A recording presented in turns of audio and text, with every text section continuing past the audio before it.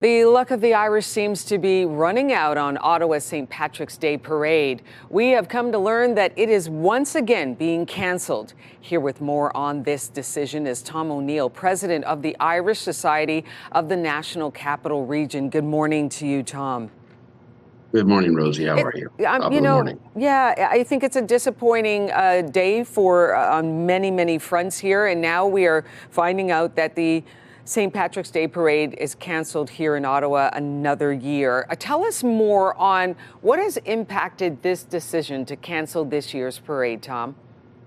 Well, the biggest issue we face is the regulatory issues that the province and the city are imposing. Since the COVID-19 and the trucker convoy, and security has been a big issue. We also face the threat of terrorists now with motor vehicles into parades. As a result of it, the cost was prior to COVID was free. After COVID, the policing now is $26,000. And that's just to go from Laurier down to Elgin Street to Gladstone to Medcalf back to Somerset Street. That little jaunt requires 33 police officers.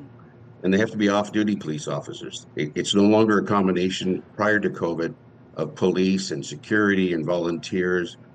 It's now 100% off-duty police officers, and that's a great strain on the police department, and it's a huge cost to nonprofit organizations trying to do it. And then on top of it, now we're required to rent and put more directional traffic information on the roads. Before we would just put up barriers, and was called by the police a rolling block. You'd close the street, you would parade, and then open up behind you. Now the new regulations force us to close the whole street for a period of time for the whole parade, which means a bigger traffic congestions for the public, and it also puts a huge cost onto the performers and the organizers. So, Tom, it's in part due to increased costs as far as security is concerned, different measures being in place. Is it also about not enough funds and not enough time? Time and money are always a big issue in any business and any project. You can ask the mayor and ask them how the LRT is going, right? The focus today of the city is primarily the LRT. This is not only our issues. I've talked to the Ottawa Festival Network, the Santa Claus Parade people. We're all facing the same issues. Policing, the high costs. It's putting a huge burden on nonprofits looking out to seek funds to cover our costs. We don't have to only pay for the police and the security. We also have to invest in the floats, the bands, the organizations, the paraphernalia that's around the parade itself. We want a safe and secure parade, but it's just a burden. The sad part of it all is, if this was a protest, the policing is free. Okay, Tom. Since we're the nation's capital, you're allowed to protest. The city will pay for the policing.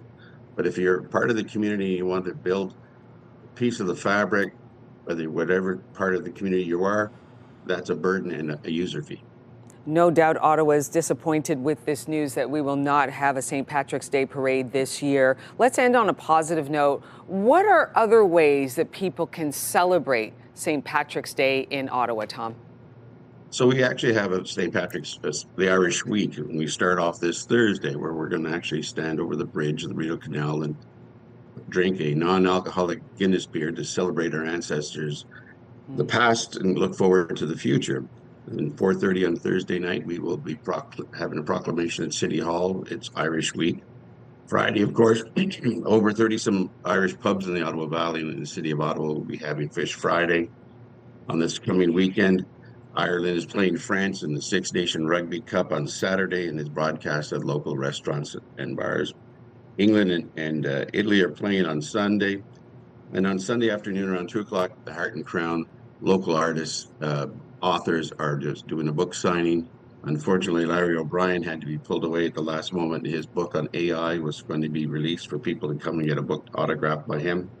We have Carolyn Logan and Michael McBain signing their books that are stories about Irish culture and the Irish Valley. Tom, we really want to, we do have to go, but I'm really glad that there are so many different events happening in this city to celebrate Irish culture, even though we're not going to have the St. Patrick's Day parade this year. Tom, we have to hope that in the future we will have St. Patrick's Day parades, but this year it's a no-go. Tom O'Neill, president of the Irish Society of National Capital Region. Thank you very much for coming by this morning, Tom.